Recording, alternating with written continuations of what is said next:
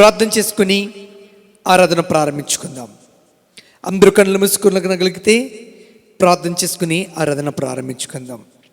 మమ్మల్ని మిక్కిలిగా ప్రేమించి వచ్చిన మా పరిశుద్ధ అద్వితీయ పరలోకపు తండ్రి యేసు దేవా, నీ పరిశుద్ధ దేవాలయములో నీ పరిశుద్ధ పాద సన్నిధిలో నిలబడి నిన్ను ఆరాధించుటకు మీరు మాకు ఇచ్చిన సదవకాశాన్ని బట్టి వందనాలు. ఏర్పరచబడిన ఈ శుభ పునరుద్ధరణ ఆదివారపు ఆరాధనలు ఆది నిమిషం మొదలుకొని ఆఖరి క్షణము వరకు పరిశుద్ధాత్మదేవ యేసే నామ మహిమ పడినట్లుగా నన్ను మమ్మల్ని అభిషేకించి వాడుకోమని యేసు ప్రభు పేరిట అడిగి వేడుకొనుచున్నాము తండ్రి, ఆమేన్.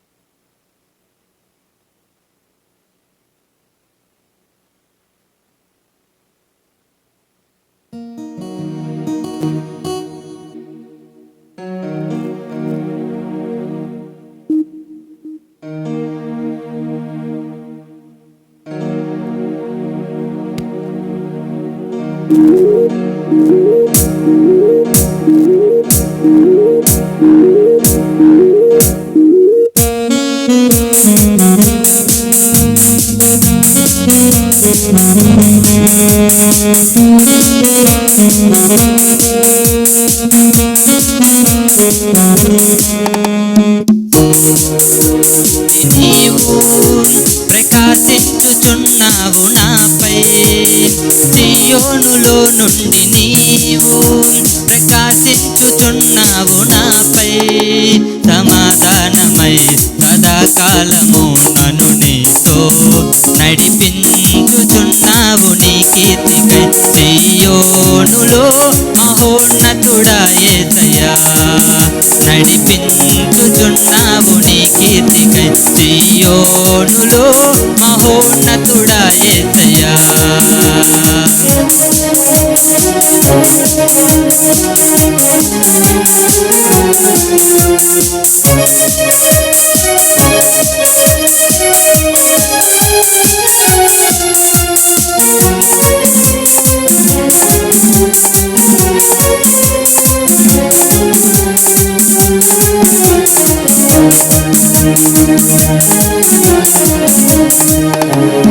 నిర్దోషమైన మార్గములో నా అంతరంగమున ధైర్యమునిచ్చి, నిర్దోషమైన మార్గములో నా అంతరంగమున ధైర్యమునిచ్చి, నీ సన్నిధిలో నన్ను నిలిపి ఉన్నత విజయమునిచ్చితివి.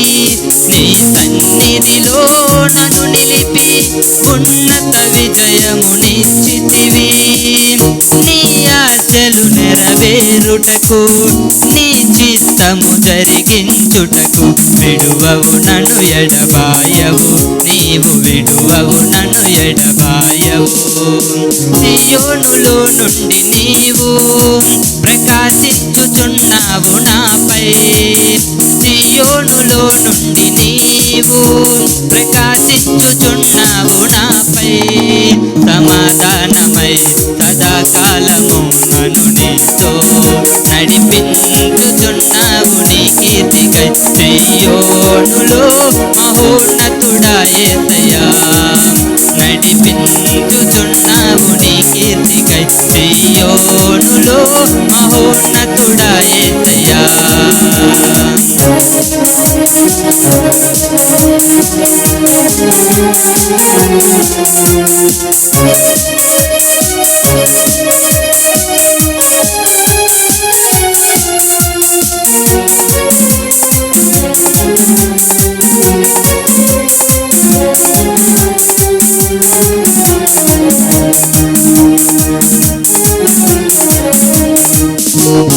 నాయందు దృష్టి నిలిపి నీ స్నేహ బంధముతో ఆకర్షించి, నాయందు దృష్టి నిలిపి నీ స్నేహ బంధముతో ఆకర్షించి, కృపావరములతో నన్ను నింపి సత్య సాక్షిగా మార్చితివి.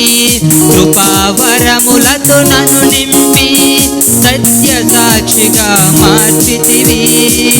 నీ మనసును పొందుకొని నీ ప్రేమను నింపుకొని కీర్తించెద పాడను ప్రతినిత్యం నిన్ను ఆరాధింతును అనుక్షణము. సియోనులో నుండి నీవు ప్రకాశించుచున్నావు నాపై, సియోనులో నుండి నీవు ప్రకాశించుచున్నావు నాపై. సమాధానమై సదాకాలము నన్ను నీతో నడిపించుచున్నావు నీ కీర్తికై. సియోనులో మహోన్నతుడా యేసయ్యా, నడిపించుచున్నావు నీ కీర్తికై. సియోనులో మహోన్నతుడా యేసయ్యా.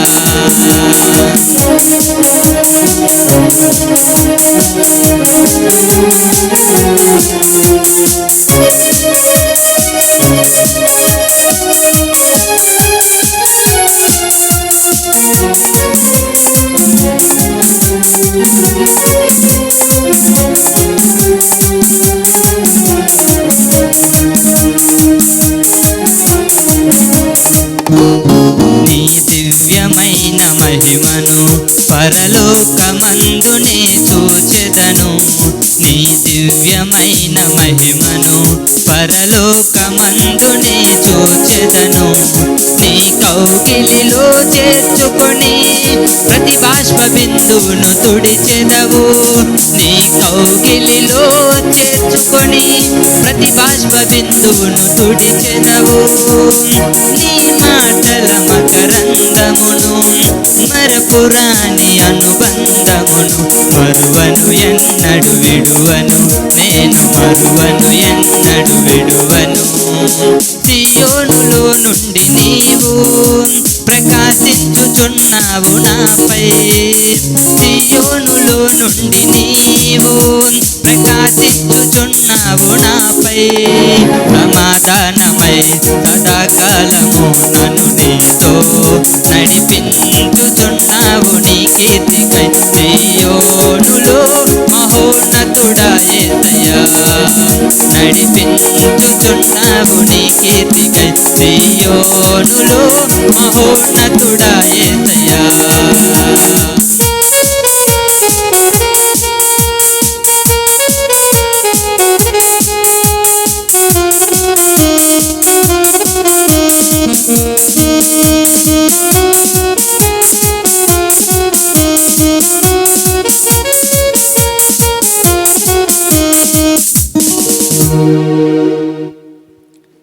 ప్రార్థన చేసుకుందాం.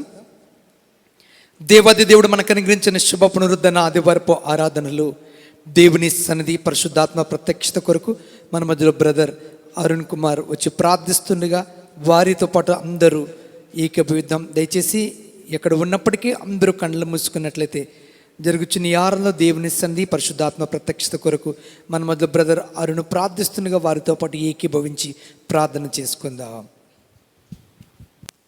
హల్లెలూయా హల్లెలూయా. స్తోత్రం స్తోత్రం స్తోత్రం స్తోత్రం స్తోత్రమయ్యా. మహాపరిశుద్ధులైన దేవానికి స్తుతులు స్తోత్రములు తెలియజేస్తున్నాము రాజా. సర్వోన్నతమైన స్థలము యందు ప్రభువా నిత్యము కోట్లాను కోటి దూతలతో రాజా పరిశుద్ధుడు పరిశుద్ధుడు పరిశుద్ధుడని గాన ప్రతి గానములు చేయుచున్నవాడా నీకే లెక్కలేని స్తుతులు స్తోత్రములు తెలియజేస్తున్నాము రాజా. మా నీతి సూర్యుడానికి స్తోత్రం తెలియజేస్తున్నాము రాజా. 24 పెద్దలతో ప్రభా నిత్యము కోట్లాను కోటి దూతలతో రాజా గాన ప్రతి గానములు చేయుచున్నవాడానికి స్తుతులు చెల్లిస్తున్నాము రాజా. ఇశ్రాయేలు దేవానికి స్తోత్రం తెలియజేస్తున్నాము రాజా. అయ్యా పరిశుద్ధాత్మదేవ, ఇంతవరకు రాజా గడిచిన కాలమంతయు ప్రభా నీ కృపారెక్కల నీడలో ప్రభా ప్రతి ఒక్క బిడ్డని ఎంతగానో భద్రపరుచుకుని ప్రభా నీ నామాన్ని మాత్రం మహింపరుచుకుని విధానం బట్టి నీకు స్తోత్రం తెలియజేస్తున్నాము రాజా. ఈ లోక మనుషులు ప్రభా చేయి విడిచిపెట్టినప్పుడు కూడా ప్రభా, ఈ లోక మనుషులకు ఆదరణ లేకపోయినప్పుడు కూడా ప్రభా ఏ మాత్రం విడువక ఈడబాయక ప్రభా నిత్యముని అరచేతిలో ప్రభా ప్రతి ఒక్క బిడ్డని భద్రపరిచిన విధానం బట్టి నీకు స్తోత్రం తెలియజేస్తున్నాము రాజా. ఏ రోజు ప్రభా ఇటువంటి లోటు లేకుండా ప్రభా దినదినము ప్రభా సమృద్ధితో నింపి ప్రభా సంతృప్తికరమైన జీవితంను జీవించుటకు ప్రభా నీవు బలపరిచిన విధానం బట్టి నీకు స్తోత్రం తెలియజేస్తున్నాము రాజా. నీవు ప్రభా మా పట్ల కలిగిన ప్రణాళిక బట్టి నీకు వందనాలు తెలియజేస్తున్నాము రాజా. ఈ లోకంలో ప్రభా ఎవరు చూపించిన ప్రేమను ప్రభా మీరు మా పట్ల చూపించిన విధానం బట్టి నీకు వందనాలు తెలియజేస్తున్నామయ్యా. గడిచిన కాలం అంతే ప్రభా నీ దయా కిరీటముగా ప్రభా మాకు అనుగ్రహించి ప్రభా ఏ మాత్రమును రాజా కుడికి గాని ఎడమకు గాని ప్రభా త్రొట్టిల్లు పోకుండా ప్రభా అయ్యా ఏ మాత్రమును ప్రభా సాతాను చేతికి అప్పగించకుండా ప్రభా నీ అరచేతిలో ప్రతి ఒక్క బిడ్డని భద్రపరుచుకుని ప్రభా నన్ను మమ్మల్ని అందరినీ ప్రభా సురక్షితమైన ప్రభా తన స్థానంలో ప్రభా ప్రతి ఒక్క బిడ్డని నిలబెట్టిన విధానం బట్టి నీకు స్తోత్రం తెలియజేస్తున్నాము రాజా. పరిస్థితులు ప్రభా ఘోరంగా ప్రభా భయంకరమైనప్పుడు పరిస్థితులు కూడా మేము వెలుచున్నప్పుడు కూడా ప్రభా అయ్యా నేను వెలుచున్న మార్గము మేము వెలుచున్న మార్గము ప్రభా మనుషులుగా ఇంకొక క్షణము తర్వాత ప్రభా ఎలాగ ఉంటుందో ప్రభా తను వేసే మాకు తెలియదు కానీ ప్రభా సమస్తముని ఎరుగున్న దేవుడు ప్రభా తను వేసే సృష్టి ఆరంభంలోనే ప్రభా సృష్టి అంతమును చూచిన వాడు రాజా. నీ కృప రెక్కడి నీడలో ప్రభా ఇంక నువ్వు ప్రభా ప్రతి ఒక్క బిడ్డని భద్రపరుచుకోమని ప్రార్థన చేస్తున్నాము రాజా. దినదినము ఆహారముతో ప్రభా నీవే ప్రభా తని ప్రతి ఒక్క బిడ్డని తృప్తిపరిచిన రాజా. అయ్యా ముఖ్యంగా ప్రభా ఇంతవరకు రాజా పాటల ద్వారా నీ విధానం బట్టి మహింపున విధానం బట్టి నీకు స్తోత్రం తెలియజేస్తున్నాము రాజా. నిలబెడుతున్న ప్రభా నీ సేవకును రాజా నీ సిలువ చెడ్డ మరుగుపరిచిన ప్రభా మనిషి యొక్క ఆలోచన తలంపులు కాదు కానీ ప్రభా నీవే ప్రభా పరలోకమందు ప్రభా తను వేసే అయ్యా ప్రభా ఆత్మముఖ ప్రభా కలిగిన ప్రభా తను వేసే వాక్యమును ప్రభా మా మధ్య ప్రభా ఉంచమని ప్రార్థన చేస్తున్నాము రాజా. అయ్యా మానవ స్వరాన్ని మరుగుపరిచి ప్రభా దైవ స్వరము అయిన నీది ప్రభా తను వేసే మాతో మాట్లాడమని ప్రార్థన చేస్తున్నాము రాజా. సమస్త మహిమ ఘనత ప్రభావం నీవు పొందుపరుచుకోమని యేసు ప్రభు పేరిట అడిగి వేడుకొనుచున్నాము తండ్రి. ఆమేన్. హల్లెలూయా. రెండు చేతుల పైకెత్తి హల్లెలూయా హల్లెలూయా హల్లెలూయా. దేవుని అత్యున్నతమైన శ్రేష్టమైన ప్రశస్తమైన ఘనమైన దివ్యమైన నామమునకు మాత్రమే మహిమ ఘనత ప్రభావములు కలుగునుగాక. ఈ దినము ఆరాధనలో పాలు పొందుచున్న ప్రతి ఒక్కరికి ప్రభువైన యేసుక్రీస్తు నామములో శుభాది వందములు తెలియచేయుచున్నాము. దయచేసి మీ చేతిలో ఇవ్వబడిన పరిశుద్ధ గ్రంథాన్ని తెరిచి కీర్తన 51వ కీర్తన బ్రదర్ నాని చదువుతుండగా ఉత్తర ప్రత్యుత్తరముగా దాన్ని చదువుదాం. పరిశుద్ధ గ్రంథములో నుండి పాత నిబంధన గ్రంథం పేజీ నెంబర్ 478 కీర్తనలు 51వ కీర్తన. హల్లెలూయా. హల్లెలూయా. దేవా కృప చొప్పున నీ కృప చొప్పున నన్ను కరుణింపు. నీ వాత్సల్య బాహుల్యము చొప్పున నా అతిక్రమములను తుడిచివేయము. నా దోషము పోవునట్లు నన్ను బాగుగా కడుగుము. నా పాపము పోవునట్లు నన్ను పవిత్రపరచుము. నా అతిక్రమములు నాకు తెలిసేయున్నవి. నా పాపమెల్లప్పుడు నా ఎదుటనున్నది. నీకు కేవలము నీకే విరోధముగా నేను పాపము చేసి ఉన్నాను. నీ దృష్టి ఎదుట నేను చెడుతనము చేసి ఉన్నాను. కావున ఆజ్ఞ ఇచ్చినప్పుడు నీవు నీతిమంతుడుగా అగపడదువు. తీర్పు తీర్చినప్పుడు నిర్మలుడుగా అగపడదువు. నేను పాపములో పుట్టిన వాడను. పాపంలోనే నా తల్లి నన్ను గర్భమున ధరించెను. నీవు అంతరంగములో సత్యము కోరుచున్నావు. అంతర్యమున నాకు జ్ఞానము తెలియచేయుదువు. నేను పవిత్రుడు నగునట్లు హిస్సోపుతో నా పాపము పరిహరింపుము. హిమము కంటెను నేను తెల్లగా నుండినట్లు నీవు నన్ను కడుగుము. ఉత్సాహ సంతోషములు నాకు వినిపింపుము. అప్పుడు నీవు విరిచిన ఎముకలు హర్షించును. నా పాపములకు విముఖుడవు కమ్ము. నా దోషములన్నిటినీ తుడిచివేయము. దేవా నాయందు శుద్ధ హృదయము కలుగ చేయము. నా అంతరంగములో స్థిరమైన మనస్సును నూతనముగా పుట్టించుము. నీ సన్నిధిలో నుండి నన్ను త్రోసివేయకము. నీ పరిశుద్ధాత్మను నా యొద్ద నుండి తీసివేయకము. నీ రక్షణానందము నాకు మరలా పుట్టించుము. సమ్మతి గల మనస్సు కలుగజేసి నన్ను దృఢపరచుము. అప్పుడు అతిక్రమము చేయువారికి నీ త్రోవలను బోధించెదను. పాపులను నీ తట్టు తిరుగుదురు. దేవా, నా రక్షణకర్తయగు దేవా, రక్తాపరాధము నుండి నన్ను విడిపింపుము. అప్పుడు నా నాలుక నీ నీతిని గూర్చి ఉత్సాహగానము చెయ్యును.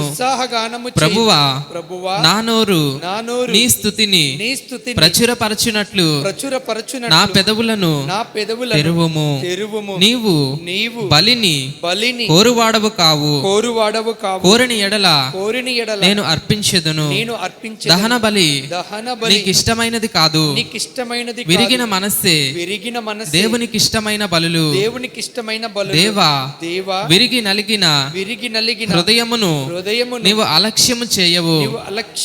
నీ కటాక్షము చొప్పున సియోనుకు మేలు చేయము. యెరూషలేము యొక్క గోడలను కట్టించుము. అప్పుడు నీతియుక్తములైన బలులను, దహన బలులను, సర్వాంగ హోమములను నీకు అంగీకృతములగును. అప్పుడు జనులు నీ బలిపీఠము మీద కోడెలను అర్పించెదరు. ఆమేన్. ఆమేన్.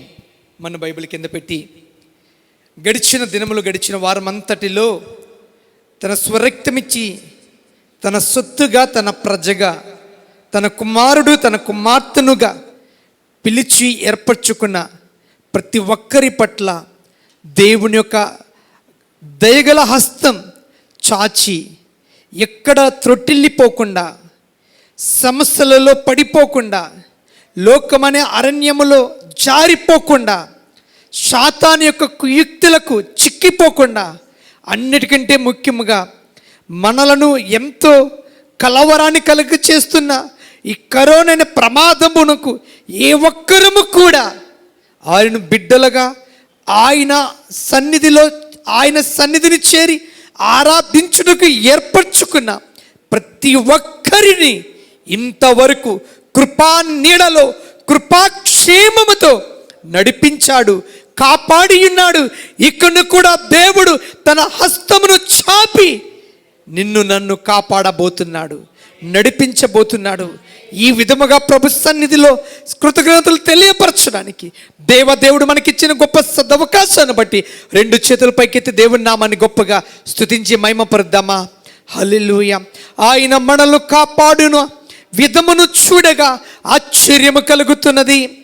ఆయన మన పట్ల నిలిపిన గొప్ప కనుదృష్టిని బట్టి, అగ్ని జ్వాలల వంటి కన్నులు గలవాని యొక్క ఆ కన్నుల యొక్క దృష్టి బట్టి మనమందరము కృపాక్షేమముతో ఈరోజు ఈ రీతిగా దేవుని సేవించగలుగుతున్నాం, ఆరాధించగలుగుతున్నాం, కీర్తించగలుగుతున్నాం. దేవుని నామాన్ని నోరారా మనసారా తనివి తీరా తృప్తిగా ఆరాధించగలుగుతున్నాం. ఆయన ఆత్మ గనుక ఆయన ఆరాధించువారు ఆత్మతో, సత్యముతో, పూర్ణ ఆత్మతో, పూర్ణ బలముతో మన ప్రభుని ఆరాధించుటకు దేవుడు మనకిచ్చిన గొప్ప సదవకాశాన్ని బట్టి మరొకసారి దేవుని స్తుతిద్దామా. ఆయన కాపాడి ఉన్నందుకు ఆయన స్తుతిద్దామా.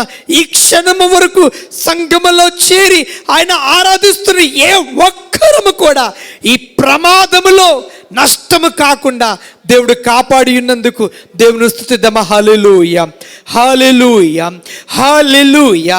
యేసయ్యా, యేసయ్యా, మాలో యోగ్యత లేకున్నప్పటికీ, మా ప్రార్థన కొంచెమై ఉన్నప్పటికీ, మా భక్తి ఏ పాటిది అన్నప్పటికీ, అయ్యా నీ కృపా దానమేనయ్యా మమ్మల్ని కాపాడి ఉన్నది. ఈ దినము సజీవులుగా నీ సన్నిధిలో చేరి ఆరాధించగలుగుతున్నామంటే అది కేవలం నీ కృపా దానమేనయ్యా, నీ కృపా దానమేనయ్యా, నీ కృపా దానమేనయ్యా. ఏమిచ్చి నీ రుణము తీర్చుకోలేము కానీ దీనుడనై రెండు చేతులెత్తి నిన్ను స్తుతిస్తున్నామయ్యా, నిన్నే మహిమపరుస్తున్నాం.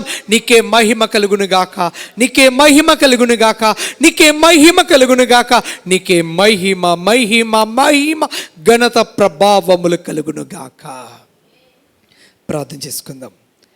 మమ్మల్ని మిక్కిలిగా ప్రేమించుచున్న మా పరిశుద్ధ అద్వితీయ పరలోకపు తండ్రి, ఏర్పరచబడిన శుభ పునరుద్ధరణ ఆదివారం నీ పరిశుద్ధ సన్నిధిలో చేరి నీ బిడ్డలుగా మేము ఆరాధించుచుండగా మా ఆరాధన మీ స్వీకరించి నీ కటాక్షం, నీ అనుగ్రహం, నీ ఆశీర్వాదపు జల్లులతో మమ్మల్ని తృప్తిపరచామని నిలవబడిచున్న నన్ను నీ స్థిలువు చట్టున సిగ్గుపడినట్లుగా మరుగుపరిచి నీ ఆత్మ అభిషేకంతో నీవే నీ ప్రజల పక్షముగా నాతో మాతో మాట్లాడి బలపరచమని యేసు ప్రభు పేరట అడిగి వేడుకొనుచున్నాము తండ్రి, ఆమేన్.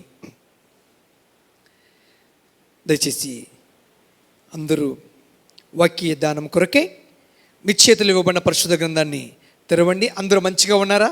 సంతోషంగా ఉన్నారా? హల్లెలూయా, హల్లెలూయా, హల్లెలూయా. ఈ దినం ఆరాధన కొరకై పరిశుద్ధ గ్రంథములో నుండి యోహాన్ రాసిన మొదటి పత్రిక 3వ అధ్యాయం 22వ వచనం. మరియు మనం ఆయన ఆజ్ఞలను గైకొనుచు ఆయన దృష్టికి ఇష్టమైనవి చేయుచున్నాము గనుక మనమేమి అడిగినను అది ఆయన వలన మనకు దొరుకును. చాలు. ప్రార్థన. పరిశుద్ధుడా, మహాగణుడా, అద్వితీయ దేవ, బాలుడు 5 రొట్టెలు 2 చిన్న చేపలు నీ సర్వశక్తిగల హస్తంలో సమర్పించబడినప్పుడు వాటిని ఆశీర్వదించి నిండుగా మెండుగా ప్రజలందరూ తృప్తి పడినట్లుగా దీవెనగా మార్చిన దేవా, ఈరోజు మా ఆత్మీయ జీవాహారముగా యోహాను రాసిన మొదటి పత్రిక 3వ అధ్యాయం 22వ వచనాన్ని నీ చేతిలో సమర్పించుండగా ఈ వాక్యాన్ని మా అందరి వినికిడిలో ఆత్మీయ జీవాహారముగా పంచిపెట్టమని యేసు ప్రభు పేరిట అడిగి వేడుకొనుచున్నాము తండ్రి, ఆమేన్. మరొక పర్యాయం చదువునానా? మరియు మనం ఆయన ఆజ్ఞలను గైకొనుచు ఆయన దృష్టికి ఇష్టమైనవి చేయుచున్నాము గనుక మనమేమి అడిగినను అది ఆయన వలన మనకు దొరుకును. చాలు. మనమేది అడిగినను అది ఆయన యేసయ్య వలన మనకు దొరుకును. ఈ మాట ఎంతమందికి నచ్చింది? మనం ఏది అడిగినా అడుగుచున్నది యేసయ్య వలన మనకు దొరుకును. ఈ మాట ఎంతమందికి ఇష్టం? అందరికీ ఇష్టం. ఇష్టం కానివారు ఎవరు లేరు. ఎందుకంటే మనం ఏది అడిగినా అది అడుగుచున్నది ఆయన మనకి ఇస్తానంటే ఎగిరి గంతులేస్తాం. కానీ అది మనం ఏది అడిగినా ఆయన ఎవరికి ఇస్తాడో అక్కడ ఉంది, అందరికీ లేదు. మనం ఏది అడిగినా అది ఆయన వల్ల మనకు దొరుకును. ఆ మనకు అన్న దగ్గర ఎవరు, మనం ఎవరికి దొరుకును అన్న మాట చూస్తే 22వ వచనం, మనం ఆయన ఆజ్ఞలను గైకొనుచు ఆయన దృష్టికి ఇష్టమైనవి, యేసయ్య దృష్టికి ఇష్టమైనవి చేయుచున్నాము గనుక. ఎవరు మాట్లాడుతున్నారంటే ఎవరైతే యేసయ్యకు ఇష్టమైనవి చేస్తూ ఉన్నారో, యేసయ్యకి ఇష్టమైనట్టుగా, యేసయ్య మెచ్చుకున్నట్టుగా, యేసయ్యకి ఇష్టపడే విధముగా నడుచుకుంటూ జీవిస్తూ ఆచరిస్తూ అనుసరిస్తున్నారో వారు ఏది అడిగినా వారికి యేసయ్య తప్పక అనుగ్రహిస్తాడు. హల్లెలూయా. మళ్ళా చూడండి 22వ వచనం, మరియు మనం ఆయన ఆజ్ఞలను గైకొనుచు ఆయన దృష్టికి ఇష్టమైనవి చేయుచున్నాము గనుక. ఈరోజు నా ప్రసంగాంశం దేవునికి ఇష్టలు. అలాంటి వారమైతే, దేవునికి ఇష్టమైనవి చేయుచున్న వారమైతే, దేవునికి దృష్టిలో దేవుడు ఇష్టపడుచున్న వారము అయితే, దేవుడు ఇష్టపడగలిగే రీతిగా జీవించుచున్న వారమైతే, మనము ఆ ప్రభువైన యేసు దగ్గరికి వచ్చి ప్రభువా నీ ఏది అడిగినా అవి అన్నీ వారికి దొరుకును. దేవునికి ఇష్టమైన వారికి. అందుకే కొరింథీయులకు రాసిన 2వ పత్రిక కొరింథీయులకు రాసిన రెండవ పత్రిక 5వ అధ్యాయం 9వ వచనములో అపోస్తలుడైన పౌలు ఏమంటున్నాడంటే, కావున దేహమందున్నను దేహమును విడిచినను ఆయనకిష్టలమై ఉండవల్లని మిగుల అపేక్షించుచున్నాము. ఈ దేహమందున్నను దేహము విడిచిపెట్టిన మనము ప్రభునకు ఇష్టలమై ఉండాలి అని అపేక్షించాలి, కోరిక కలిగి ఉండాలి. మనకిష్టమైనవి చెయ్యాలి, మనకిష్టమైనవి పొందుకోవాలి, మనకిష్టమైనట్టుగా జీవించాలనే కోరిక కంటే మన ప్రతి క్షణం కన్ను రెప్పలాడిస్తున్న ప్రతి రెప్పపాటు, ప్రతి క్షణం నా ప్రవర్తన, నా ఆలోచన, నా నడవడిక, నా జీవితం అంత దేవునికి ఇష్టముగా ఉన్నదా అని మనము ఆలోచన కలిగి ఉంటూ ఉండాలి. హల్లెలూయా, హల్లెలూయా, హల్లెలూయా. దేవునికి ఇష్టమైన వారుగా మనము జీవించాలని ప్రభు మన నుండి కోరుకుంటున్నాడు. ఎందుకు తెలుసా? ఆయనకి ఇష్టలుగా మనము ఆయనకి ఇష్టమైనవి మనం చేయగలిగితే, ఆయనకి ఇష్టలుగా మనము ఉండగలిగితే, బైబిల్ ఏం చెప్తుందంటే లూకాసు వార్త 2వ అధ్యాయం 14వ వచనంలో, లూకాసు వార్త 2వ అధ్యాయం 14వ వచనంలో, ఆయనకి ఇష్టలైన మనుషులకు భూమి మీద సమాధానము కలుగునుగాక. ఈ మాట ఎవరు చెప్పారు తెలుసా? అక్కడ ఉంది లూకాసు వార్త 2వ అధ్యాయం 13వ వచనం. వెంటనే పరలోక సైన్య సమూహం ఆ దూతతో కూడా ఉండి, ఆ పరలోకములో ఉన్న దేవదూతల సైన్య సమూహం అంతా ఒక గొప్ప మాటను ఎలుగెత్తి ఒక పాట రూపకముగా పాడుచున్నారు. ఏంటో తెలుసా?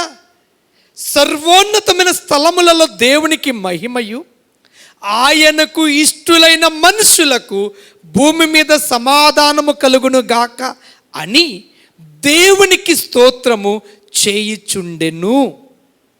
పరలోకములో ఉన్న దేవుని పరలోక దూతలు అన్నీ ఒక గొప్ప పదాన్ని ఎలుగెత్తి ప్రజల మధ్య చెబుతున్న మాట ఏంటి తెలుసా? ఏంటంటే, దేవునికి యేసుకు ఇష్టలైన మనుషులకు భూమి మీద సమాధానము కలుగును. పరలోక సైన్యం చెబుతుంది, యేసయ్యను జన్మదినమున యేసయ్యను గూర్చిన శుభవార్త ప్రకటింపబడుతున్నప్పుడు ఆ యేసయ్య దగ్గరకు వచ్చుచు, ఆ ప్రభువుని యేసుక్రీస్తు బాలుడిగా ఉన్న ఆ శిశువును చూడవచ్చుచున్న ప్రజలందరూ వినున్నట్లుగా పలుకుచున్న మాట ఏంటంటే, ఆయనకు ఇష్టలైన మనుషులకు భూమి మీద సమాధానము కలుగునుగాక. నీవు దేవుని దగ్గర అడిగే ప్రతి ప్రశ్నకు, ప్రతి విషయానికి సమాధానం, జవాబు, ఆదరణ, విడుదల, విజయము, సహాయము ఎవరికి దొరుకునంటే యేసయ్యకు ఇష్టలైన వారికి, యేసయ్యకు ఇష్టమైన వాటిని చేయుచున్న వారికి, యేసయ్యకు ఇష్టమైనట్టుగా జీవించుచున్న వారికి. అందుకే కీర్తనలు 18వ కీర్తన 19వ వచనములో ఈ మాట ఉంటుంది. కీర్తనలు 18వ కీర్తన 19వ వచనములో, నేను ఆయనకు ఇష్టడును గనుక ఆయన నన్ను తప్పించెను. భక్తుడు దావీదు అంటున్నాడు, నేను సింహము దగ్గరకు వెళ్ళాను, సింహము నోటిలోనున్న నా యొక్క గొర్రె పిల్లను విడిపించడానికి సింహముతో పోరాడాను, ఎలుకబంటితో పోరాడాను, గొలియాతుతో పోరాడాను. ఇలాంటి యొక్క భయంకరమైన ఈ పోరాటములో, ఆ సమస్యల్లో, ఆ కష్ట సమయంలో యేసయ్య నన్ను తప్పించాడు. శత్రువు యొక్క చేతికి నేను చిక్కిపోకుండా, అక్కడ వాడు వేసే ఎత్తులకు పై ఎత్తులకు నేను చిక్కిపోకుండా, నేను పడిపోకుండా, నేను నాశనము కాకుండా, నేను ఓడిపోకుండా దేవుడు నన్ను తప్పించాడు. ఎందుకో తెలుసా? కీర్తన 18:19 చదువుకున్నాం. దావీదు అంటాడు, నేను యేసయ్యకు ఇష్టడను గనుక ఆయన నన్ను తప్పించాను. అబ్బా, ఇప్పుడు కరోనా నుండి తప్పించేది ఎవరు? ప్రపంచంలో మన వంటి రక్త మాంసములు కలిగిన శరీరం గల ప్రతి మనుష్యుడు చేతులు ఎత్తేశాడు. ఇక కరోనాతో సహజీవనం చెయ్యాల్సిందే. ఇక దీని నుండి తప్పించడం మనుషులు, రాజులు, ప్రభుత్వాలు ఎవరి తరము కాదు. కానీ తప్పించగలిగినది బైబిల్ చెప్తుంది, ఎవరైతే యేసుకు ఇష్టలుగా ఉంటారో ఆయన వారిని తప్పిస్తాడు. ఆ ప్రమాదము అంచునకు వెళ్తున్నప్పటికీ, అలానే కోరి వెళ్ళమని కాదు, అపాయము తెలియక నువ్వు వెళుతున్న స్థలములో వెళ్ళిన చోటు నీకు దగ్గరికి చేరినప్పటికీ ప్రభువు నిన్ను తప్పిస్తాడు, ప్రభు నిన్ను కాపాడతాడు. ఆయన కృప నిన్ను కప్పును. ఆ శిలువ రక్తపు శక్తితో నీ చుట్టూ కంచె వేయబడుద్ది. అగ్ని జ్వాలల వంటి కన్నుల గలవాడి యొక్క ఆ కన్నుల నుండి వచ్చే అగ్ని నీ చుట్టూ కాపుదలగా ఉండి ఆ ప్రమాదం నిన్ను అంటకుండా, ఆ ప్రమాదాన్ని జీవితాన్ని ప్రభావితం చేసి నిన్ను నాశనము చేయకుండా నిన్ను తప్పించును. హల్లెలూయా, హల్లెలూయా. దేవునికి ఇష్టలుగా మనం జీవించగలిగితే మనం ఏది అడిగినా అది యేసయ్య వల్ల మనకి దొరుకును. దేవునికి ఇష్టమైనవి చేయుచున్నాము గనుక.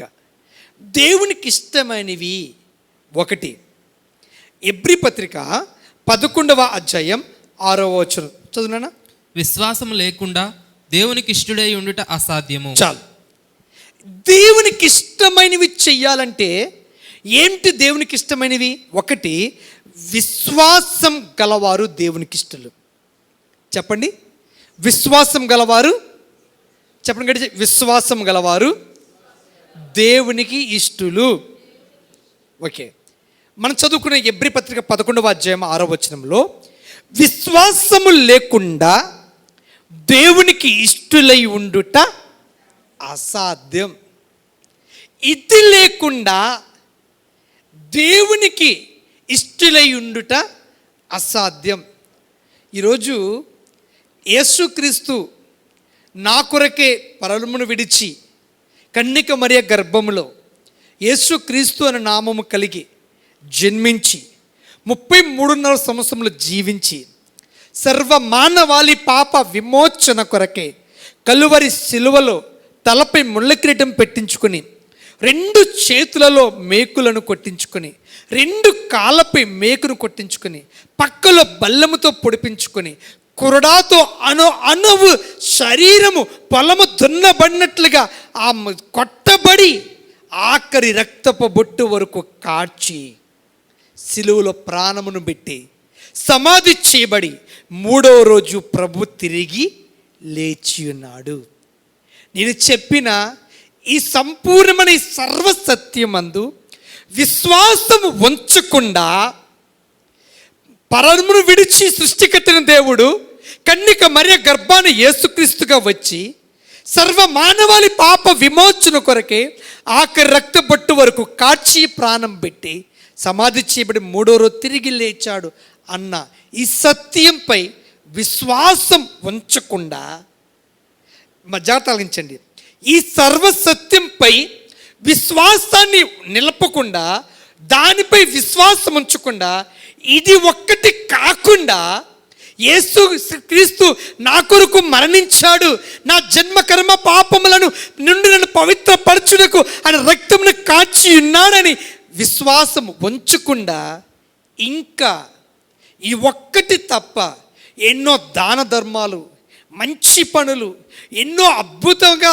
తనకున్న సర్వాన్ని సమస్తాన్ని దారపోసి ఎందరో జీవితాలకు ఎన్నో ఆర్థిక సహాయాలు, ఆరోగ్యపరమైన సహాయము, లేకపోతే చదువుకునే విషయాల్లో కానీ ఎన్నెన్నో మేలు చేసిన యేసయ్యకు ఇష్టలై ఉండుట అసాధ్యం. నువ్వు చేసే క్రియలు ఎన్ని మంచివైనా విశ్వాసము దేవుని మీద, ఆయన నీ కొరకు శిలువలో మరణించి ప్రాణం పెట్టిన దేవుడని, రక్షకుడని ఆ ప్రభుపై నీకు విశ్వాసం ఉంచకుండా నువ్వు ఎన్ని గొప్ప కార్యాలు, మంచి కార్యాలు, కోట్లాది ప్రజల గుండెల్లో నువ్వు చిరస్థాయిగా నిలిచిపోయే మంచి పేరుగాంచిన వ్యక్తులైనప్పటికీ యేసు క్రీస్తునందు విశ్వాసం ఉంచకుండా ఎన్ని గొప్ప కార్యాలు, మంచి పనులు, ఎందరో జీవితాలను ఆశీర్వాదంగా నడిపించున్నప్పటికీ వారు దేవునికి ఇష్టలై ఉండుట అసాధ్యం.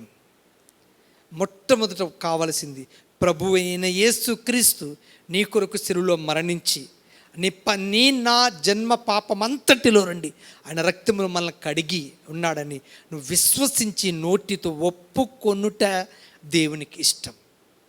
అది కాక నువ్వేమి చేసినా, ఇది లేకుండా ఎన్ని గొప్ప కార్యాలు, ఎన్ని త్యాగాలు, ఎన్ని మంచి పనులు, మంచి మంచి కార్యాలు చేసినప్పటికీ ఇది దేవునికి ఇష్టమైనది కాదు. అందుకే బైబిల్ చెప్తుంది, విశ్వాసము లేకుండా దేవునికి ఇష్టలై ఉండుట అసాధ్యం. ఎన్ని మంచి పనులు చేసినా విశ్వాసం ఉంచకుండా ఆ మంచి పనులతో దేవునికి నువ్వు ఇష్టడు కావు. ముందుగా ప్రభువైన యేసుక్రీస్తుని సొంత రక్షకుడిగా, నా ప్రభువుగా, నా దేవుడిగా ఎవరైతే విశ్వాసం ఉంచుతారో వారిని దేవుడు ఇష్టపడుతున్నాడు. హల్లెలూయా. అందుకే యేసుప్రభు చెప్పాడు, యోహాను సువార్త 14వ అధ్యాయం 1-2 వచనములు, మీ హృదయము కలవరపడనికుడి, దేవుని యందు విశ్వాసం ఉంచుచున్నారు, నా యందు విశ్వాసముంచుడి. దేవునిపై, యేసుక్రీస్తుపై విశ్వాసమును ఉంచండి. చాలామంది దేవుని మందిరానికి వస్తూ కూడా విశ్వాసం ఉంచరు, నమ్మిక ఉంచరు.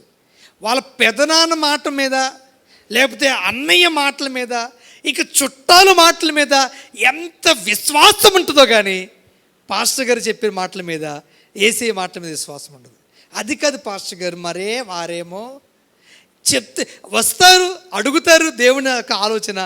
చెప్పిన తర్వాత మాకు కాదండి, మా పక్కింట్లో వారు చెప్పారు, వారి మాటల మీద ఎంతో విశ్వాసం ఉంచుతాం కానీ దేవుని మాటల మీద విశ్వాసం మనం చాలా తక్కువ ఉంచుతాం. నిజంగా నేతి బీరకాయలు నెయ్యి లేనట్లుగా నిజమైన క్రైస్తవుడు, విశ్వాసులు అని పిలబడుతున్న వారిలో విశ్వాసం ఉంటే అసాధ్యమైనదంటే ఏది ఉండద్దు. హల్లెలూయా. నమ్ముట నీ వలనైతే నమ్మువానికి సమస్తము సాధ్యమే. మార్కు సువార్త 2వ అధ్యాయంలో ఒక పక్షవాయం రోగిని 4 వ్యక్తులు పరుపుతో, మంచంతో ఎత్తుకొని తీసుకొచ్చారు. అతను నడవలేడు కనుక 4 మోసుకొచ్చారు. కానీ ప్రభువైన యేసుక్రీస్తు ఉన్న ఇంటి దగ్గర, ఇంటిలో, ఇంటి బయట విస్తారమైన జన సమూహముతో నింపబడింది. ఈ 4 తీసుకువచ్చిన ఈ వ్యక్తిని పట్టుకొని లోపలికి వెళ్ళడానికి వీలు లేనందున ఇంటి పైకి వెళ్ళి ఆ పైకప్పు విప్పి ఆ పైనుండి తాళ్ళు కట్టి ఆ మంచంతో సహా యేసు ప్రభు దగ్గర దింపారు. అక్కడ వాక్యం చెప్తుంది, యేసు ప్రభు కన్నులెత్తి వారి వైపు, అంటే ఆ 4 వైపు చూచి, వారి విశ్వాసాన్ని చూచి నీ పరుపెత్తుకొని లేచి నడువు అన్నాడు. హల్లెలూయా. ఈ 4 యొక్క విశ్వాసం ఏంటంటే, యేసు ప్రభు దగ్గరికి ఎలాగైనా సరే, ఆ ప్రభు పాదాల దగ్గరికి, యేసు ప్రభు దగ్గరికి ఈ రోగిని తీసుకెళ్ళామా తప్పక బాగుపడతాడు. ఇక అసాధ్యమంటే ఏమీ లేదు. వారిని నమ్మారు, యేసు ప్రభు బాగు చేస్తారు. వారి నమ్మకాన్ని చూసిన యేసు ప్రభు వారి విశ్వాసాన్ని చూచి వారిని బాగు చేసిన వాక్యం ఉంది. దానియేలు గ్రంథంలో దానియేలు సింహపు బోనులో వేయబడుతున్నప్పుడు దానియేలుతో రాజు అంటాడు, దానియేలు గ్రంథం 6వ అధ్యాయం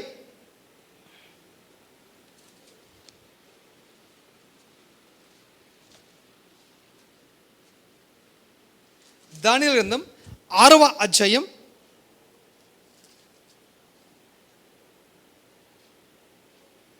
16వ వచనం చదువుతూ చూడండి. రాజు ఆజ్ఞేయగా బంట్రోతులు దానియేలును పట్టుకొని పోయి సింహపు గృహలో పడద్రోయగా రాజు దానియేలుతో ఏమంటాడంటే, నీవు అనుదినము తప్పక సేవించుచున్న నీ దేవుడే నిన్ను రక్షించును అని దానియేలుతో చెప్పెను. దానియేలుతో రాజు చెప్తున్నాడు, నీవు సేవించుచున్న దేవుడు నిన్ను ఏం చేస్తాడు? రక్షిస్తాడు. ఆ తర్వాత సింహపు గృహలో నుండి తెల్లవారిన తర్వాత పరిగెత్తుకుంటూ రాజు గృహ దగ్గరకు వచ్చి, సర్వోన్నతుడైన దేవుని కుమారుడైన దానియేలు, దేవుని సేవించుచున్న దానియేలు దేవుడు రక్షించాడు కదా, రక్షించాడు.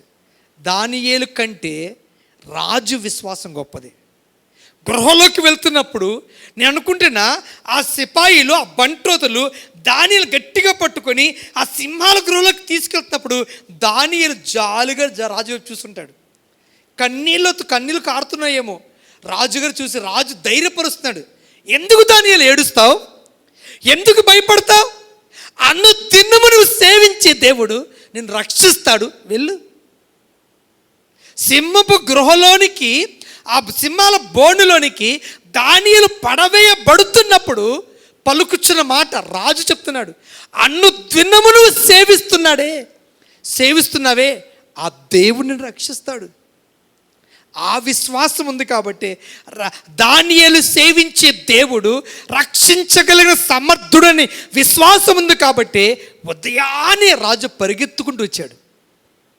ఈరోజు దేవునికి ఎవరంటే ఇష్టలంటే, దేవుడి కార్యాలు చెయ్యగలడని, ఏమైనప్పటికీ యెహోవాకు, యేసేకు అసాధ్యమైనది అంటూ ఏది లేదు అని రూఢిగా నమ్మి విశ్వాసం ఉంచేవారంటే దేవునికి ఇష్టం.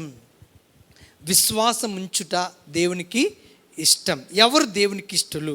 విశ్వాసం గలవారు. 2 ఎబ్రీ పత్రిక 13వ అధ్యాయం 6వ వచనం.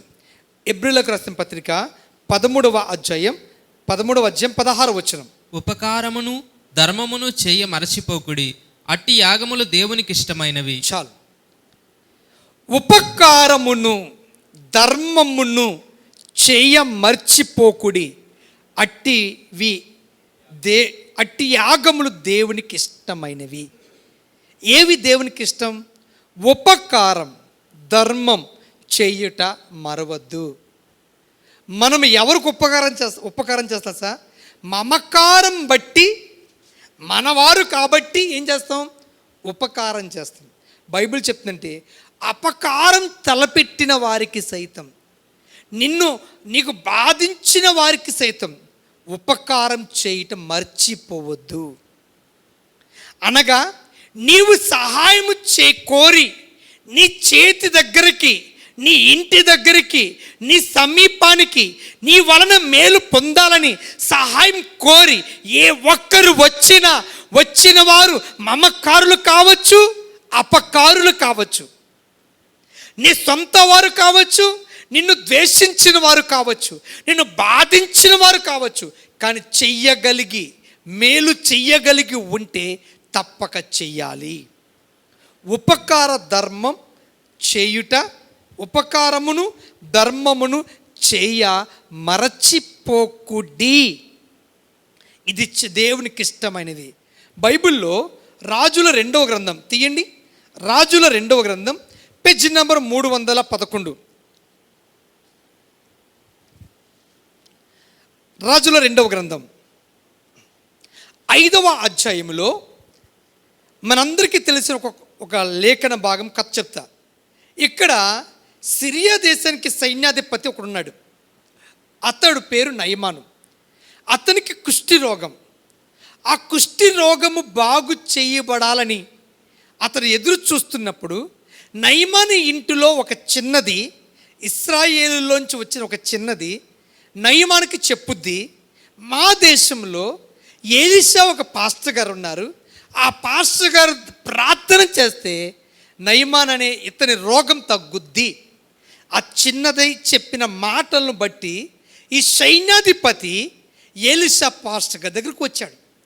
ఎలీషా పాస్టర్ గారు చెప్పారు, తన దగ్గరకు వస్తున్న నయమాన్ అనే సైన్యాధిపతి లేకపోతే కుష్ఠరోగితో నీవు వెళ్ళి యోర్దాను నదిలో 7 మార్లు మునుగు అని. ఈ రోగి ఎలీషా పాస్టర్ గారు చెప్పినట్టుగా యోర్దాను నదిలో 7 మార్లు మునిగాడు. 7వ మారు ఒక చిన్న బిడ్డ దేహము వలె చక్కని ఆరోగ్యవంతమైన దేహముగా దేవుని దయలో, దేవుని కృపలో ఈ నయమాను స్వస్థత పొందాడు.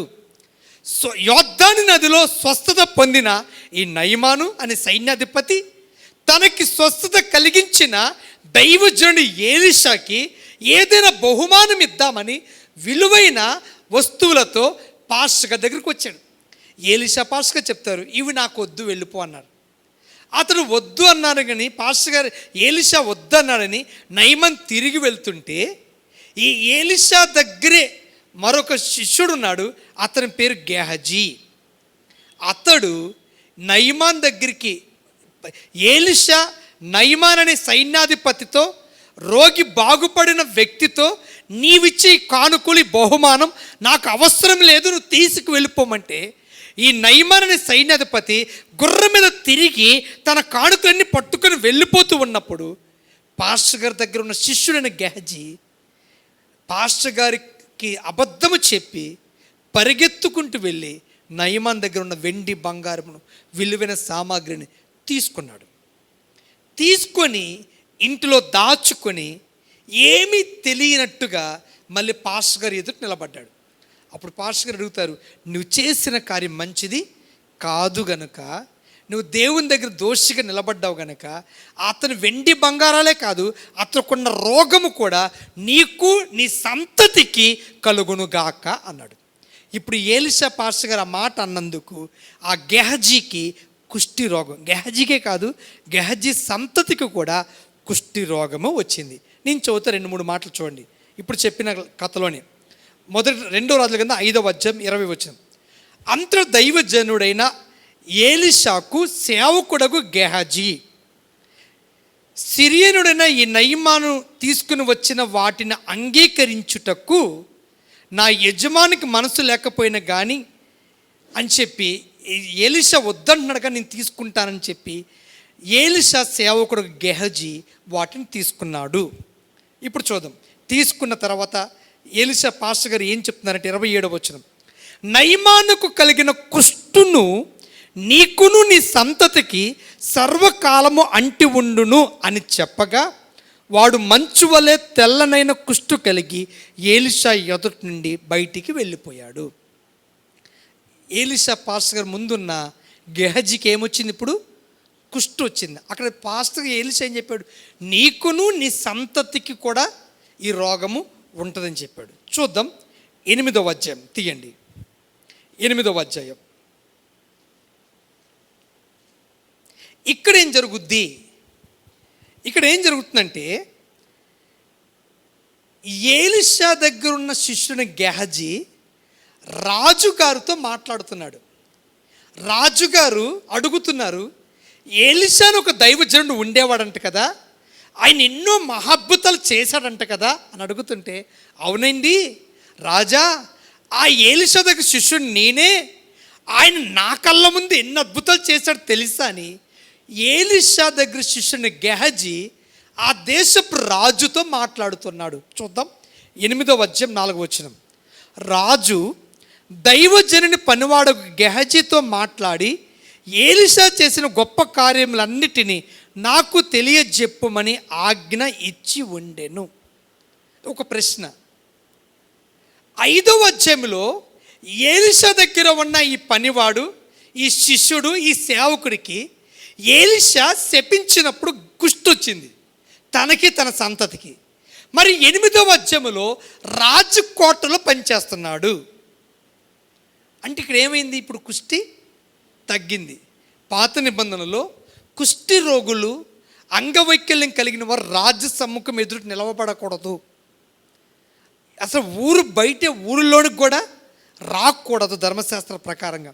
మరి ఇప్పుడు రాజుగారి కోటలో రాజు సింహాసనం మీద కూర్చున్నప్పుడు ఏలిషా సేవకుడైన పనివాడైన గెహజీని పిలిపించుకొని గెహజీని అడుగుతున్నాడు, ఏలిషాని నీ గురువు ఎన్నో అద్భుతాలు చేశారంట కదా, అవి వివరించవా అంటే గెహజీ వివరిస్తున్నాడు. ఇప్పుడు గెహజీకి కుష్టి ఎలా తగ్గింది? 5వ అధ్యాయంలో ఏలిషా నయమాను కుష్టి నీకు నీ సంతతికి అని చెప్పాడు. మరి 8వ అధ్యాయం తగ్గిపోవడం కారణం మధ్యలో ఏం జరిగింది అంటే 5వ అధ్యాయం దాటిన తర్వాత 6వ అధ్యాయంకి వచ్చేసరికి అక్కడ ఇశ్రాయేల్ దేశంలో చెప్పశక్యం కానంత కరువు. కరువు అంటే కడుపును పుట్టిన బిడ్డలను ఆకలి కోసం వండుకొని తినే అంత కరువు. అంతటి కరువు ఆ దేశంలో వచ్చినప్పుడు ఆ ఊరిలోనే కరువు ఉంటే ఊరు బయట అడుక్కునే కుష్ఠరోగులకి ఆహారం దొరుకుతుందండి? దొరకదు కదా. ఈ ఇంటిలో అన్నం తినగా మిగిలితేనే అమ్మ ఒక ముద్దయ్యమ్మ అని ఎవరు అడిగి పెడుతుంటాం. మనం తినగా ఉంటేనే పెడతాం, మన పిల్లలకి పెట్టగా ఉంటుందంటేనే పెడతాం. అలాంటిది ఇప్పుడు ఊరిలో ఉన్న ప్రజలే చివరికి వారి పేగు తెంచుకొని పుట్టిన బిడ్డలనే ఆకలి చావులు చూడలేక వండుకొని తింటున్నంత కరువైతే మరి ఊరు బయట ఉన్న ఈ గెహజీ సంతతికి కుష్టి కాబట్టి వాళ్ళ ఊరు బయట అడుక్కున్నారు కాబట్టి వాళ్ళకి తిండి లేదు.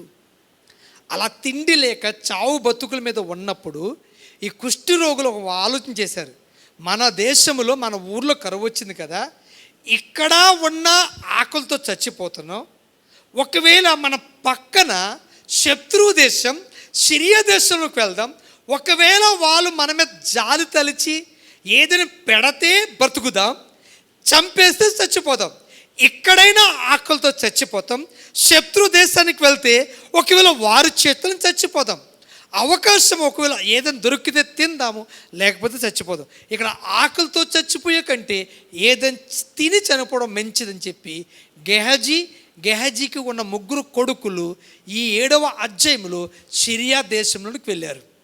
ఈ 4 కుష్ఠరోగులు ఆకలి తట్టుకోలేక పక్కనున్న సిరియా దేశానికి వెళ్ళినప్పుడు దేవుడు అక్కడ అద్భుతం చేశాడు.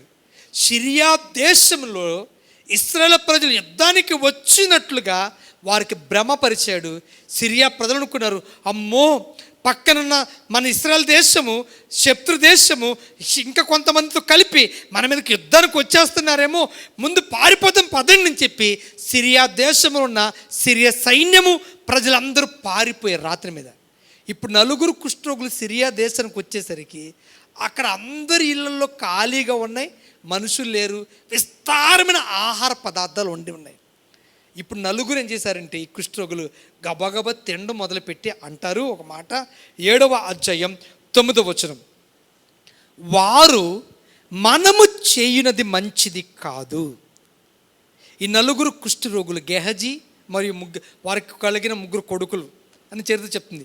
ఈ 4 కుష్ఠరోగులు మనము తింటున్నాం, మన దేశంలో కన్న బిడ్డలను వండుకొని తింటున్నంత కరువుంటే మనము ఏదో ఒక అద్భుతం ప్రకారంగా మనం ఈ సిరియా దేశంలోకి వచ్చేసరికి ఇక్కడ విస్తారమైన విలువైన ఆహార పదార్థాలు వెండి బంగారాలు ఉన్నాయి, మనుషులు లేరు, మనం తిండి మనం దాచుకోవడం మంచిది కాదు, ఉపకారం చెయ్యకపోతే మంచిది కాదు, మేలు చెయ్యకపోతే మంచిది కాదని చెప్పి ఈ 4 మాకే కావాలి అని దాచుకోకుండా వెళ్ళి ఇశ్రాయేలుకి రాజు చెప్తాడు.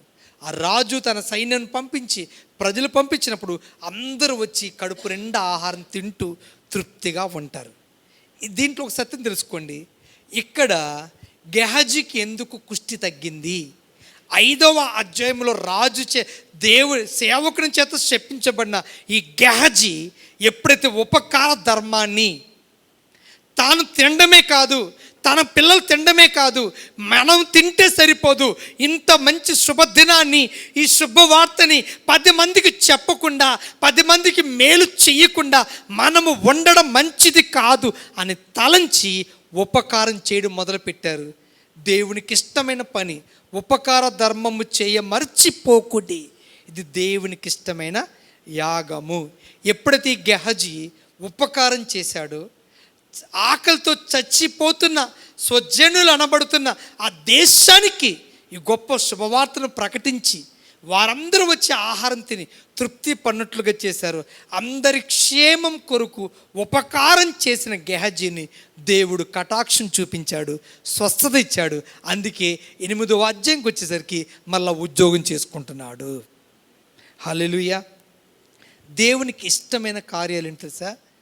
అపకారం చేసిన వారికి కూడా ఉపకారం, అది దేవునికి ఇష్టమైన కార్యం. ఆదికాండం 14వ అధ్యాయంలో 14వ వచనంలో లోతు చెరపట్టబడ్డాడని విని అబ్రహాము తన ఇంటిలో ఉన్న 318 మందితో లోతుని విడిపించడానికి వెళ్ళాడు. ఈ లోతు గురించి మనకు తెలుసు.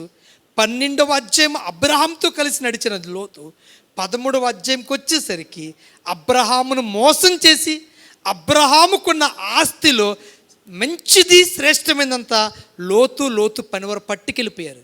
కానీ 14వ అధ్యాయంకి వచ్చేసరికి లోతు మళ్ళా కష్టాల్లో ఉన్నాడని తెలిస్తే అబ్రహాము గతాన్ని గుర్తుపెట్టుకొని ప్రతీకార చర్య కాకుండా ఉపకారమే చేస్తున్నాడు. తన ఇంట్లో ఉన్న 318 మందితో యుద్ధానికి వెళ్ళి తనకి కష్టపెట్టి నష్టపెట్టి బాధ పెట్టిన లోతుని విడిపించుకొచ్చాడు. బైబిల్ చెప్తుంది అపకారం కాదు మనం చేయాల్సింది, ఉపకారం, ధర్మము చేయుట మర్చిపోకుడి, ఇది దేవునికి ఇష్టమైనది. 1 విశ్వాసం గలవారు దేవునికి ఇష్టలు. 2 ఉపకారం చేయువారు. ఏం చేయాలి చెప్పండి? ఏం చేయాలి? ఉపకారం. సఖ్యమైతే, చెయ్యగలిగితే, చేతనైనంత మట్టుకు ఇతరులకు సహాయపడండి, మేలు చెయ్యండి. తనని హింసించిన వారిని కూడా యేసయ్య ప్రేమించిన మనం లేఖనాలు చూడగలం.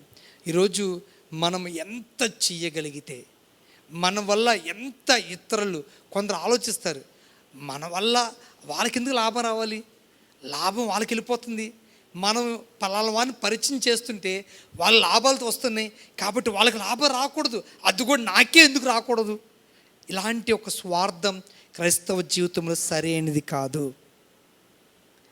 దేవుడు దీవించదలుచుకుంటే ఎక్కడ నుండి ఏ విధంగానే దేవుడు అద్భుతాలు చేయగలడు, అద్భుతం చేయగలడు.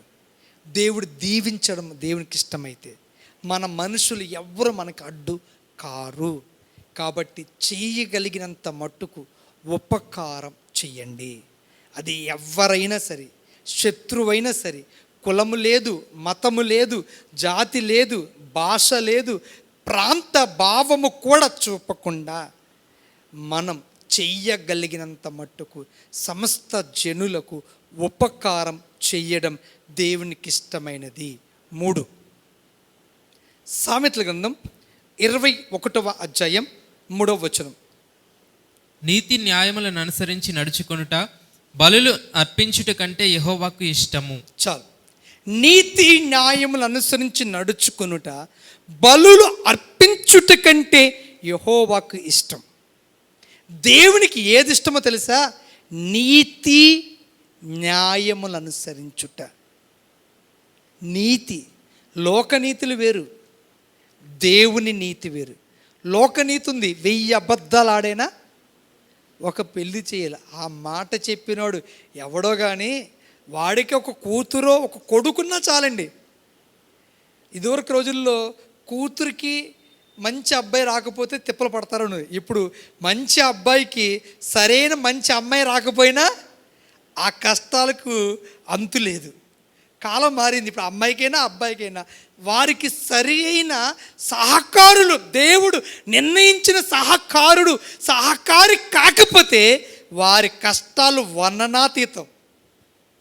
బైబిల్ చెప్తుంది 1000 అబద్ధాలు ఒక పెళ్లి చేయని చెప్పిన మహానుభావుడు ఎవరో కానీ వారి పిల్లలకి చెయ్యాలి 4 అబద్ధాలు చెప్పి చాలు, వాళ్ళు పడే కష్టాలు. అబద్ధాలు చెప్పి ఎవరు పెళ్లి దేవుని నీతి తప్పద్దు. మనకొక నీతి, మన పిల్లలకు ఒక నీతి, ఎదుటి వరకు ఒక నీతి కాకూడదు. మనం ఎప్పుడు కూడా దేవుని నీతి మనం పాటించాలి. నీతి న్యాయములు అనుసరించి నడుచుకొనుట దేవునికి ఇష్టమైన బలులు. దేవునికి ఇష్టమైన బలులు. నేను ఈ 2 రోజుల క్రితం ఒక చోట ఉన్నానమాట. ఒక తల్లి తన భర్త బాగా తాగొస్తుంటే 9th 10th చదువుతున్న కొడుకుని తండ్రి తాగు వస్తాడు, గొడవ చేస్తాడని తెలిసి తల్లి బాగా కొడుకుకి బాగా ఎక్కేసేదంట. నాన్న ఏమనంటే నాలుగు కొట్ట, నువ్వు కొడుకు కదా అని కొట్టడం మొదలుపెట్టాడు. తల్లి అనుకుంటుంది నా కొడుకు నన్ను, అమ్మయ్య నా భర్తని కొట్టి నన్ను తప్పిస్తున్నాను అనుకుంది. కానీ అదే కొడుకు ఇంకొంచెం పెద్ద తల్లిని కొట్ట మొదలుపెట్టాడంట. నీతి అది కాదు. నీ భర్తను పిల్లలతో కొట్టించడం కాదు. చాలామంది ఇది తెలియక భార్య భర్తలు లేకపోతే తల్లిదండ్రులు పిల్లల విషయంలో తప్పటడుగు వేస్తున్నారు. ఇప్పుడు నేను భర్తను అనుకుందాం, ఉదాహరణ చెప్తున్నా. ఇప్పుడు నేను భర్తని నా భార్య చేసింది తప్పు అని నా పిల్లల దగ్గర రుజువు చేయడానికి కొరకు నేను గట్టిగా నిలబడిపోయాను అనుకో, ఇప్పుడు ఆమెను పిల్లల దగ్గర తప్పుగా రుజువు చేశాను. కానీ ఆ పిల్లలు రేపు ఆ తల్లిని ప్రేమించకపోతే, గౌరవించకపోతే అప్పుడు తెలిసి వస్తుంది నేనేం తప్పు చేశానండి. మన నీతి అది కాదు. నేను కరెక్ట్ అని చెప్పుకోవడానికి ఇతరులు బ్యాడ్ చేయడం నీతి కాదు. కరెక్ట్ కాదని అనిపించుకున్న పర్లా కాలములని నిజాతి తెలుస్తుందని, కానీ మనం ఇతరులను బ్యాడ్ చేయకుండా చూడాలి. నీతి న్యాయములను అనుసరించుట యెహోవాకి ఇష్టమైన బలులు. చాలామంది తల్లులు ఏం చేస్తారు తెలుసా, తమ పిల్లలతో ఇలాంటి అబద్ధాలు ఆడిస్తారు. ఫైనాన్స్ 50 రూపాయలు 100 రూపాయలు కడుతుంటారు రోజు. ఆ డబ్బులు కట్టించుకుని ఇంటికి వచ్చాడు అనుకో, ఇంట్లో డబ్బులు లేవు, ఇంట్లో ఉండి పిల్లలతో నేను అమ్మ లేదు బయటికి వెళ్ళిందని చెప్పు అంటారు. వీళ్ళు బయటకు వచ్చి అంకుల్ అమ్మ లేదు, అది నేను వచ్చాను చెప్పు బాబు, సరేనా అంకుల్ అంటారు. ఇప్పుడు పిల్లలు ఏమనుకుంటారంటే అమ్మ అబద్ధం ఆడింది, మనం కూడా రేపు ఏం చేయొచ్చు, అబద్ధాలు ఆడచ్చు. కొంత డబ్బు దాచి పిల్లలకి చెప్పి నాన్నకు చెప్పకు, ఈ డబ్బు అంతా తీసేసాం కదా, ఇది నాన్న తాగేస్తాడు లేకపోతే పాడు చేసేస్తున్నాడు, అసలు మనకి ఇవ్వట్లేదు కాబట్టి నాన్నకు చెప్పొద్దు అని కొడుకు చెప్పు తల్లి. ఇప్పుడు ఆ కొడుకు అనుకుంటాడు నా కొడుకు బంగారు కొండ, నా మాట వింటున్నాడు. కానీ అదే కొడుకు రేపు తనకు భార్య వచ్చిన తర్వాత నిన్ను చాలా ఘోరమైన బాధలు పెడతాడు. ఎందుకు తెలుసా, నువ్వు ఇప్పుడు నేర్పించావు. ఇప్పుడు నీవు ఆలోచనలు, ఇప్పుడు నీ కోరికలు ఇష్టాలు తీరడానికి కొరకు నాన్నకి చెప్పొద్దు అంటున్నావు. నువ్వు నేను ఒకటి అంటున్నావు, నాన్న చెడ్డోడు అంటున్నావు. ఇదే కొడుకు రేపు అబద్ధం ఆడటం నేర్పించావు దగ్గరుండి, రేపు వాడు నీ పట్ల కూడా అబద్ధాలు ఆడతాడు. ఇది కాదు నీతి, ఇది నీతి కాదు. క్రైస్తవులు బైబిల్ చెప్తుంది సామెతలు 12:22, అబద్ధమాడు పెదవులు యెహోవాకు హేయములు. అబద్ధములాడు పెదవులు యెహోవాకు హేయము. తాత్కాలికంగా కొంత నీకు నష్టం వస్తూ ఉండొచ్చు. ఆ నష్టం కొరకు అబద్ధమాడుట కంటే నష్టమైనా పర్వాలేదు, ఆ దేవుని దయ నా నుండి దూరం కాకూడదు, దేవుని కృపకు నేను పాత్రురాలు కాకుండా ఉండకూడదు, ఆ దేవుని ప్రేమ నాకు కావాలి, దేవునికి ఇష్టడిగా ఉండాలి. నష్టమైనా పర్వాలేదు, కొంతకాలం భరించి చూడు, నువ్వు కోల్పోతున్న దానికి రెట్టింపుగా తిరిగి నీ ఒడిలో ఆశీర్వాదాన్ని మార్గాలు తెరుస్తాడు. నీతి. అందుకే ఆదికాండం 18వ అధ్యాయం 19వ వచనం వస్తే చదువునాని.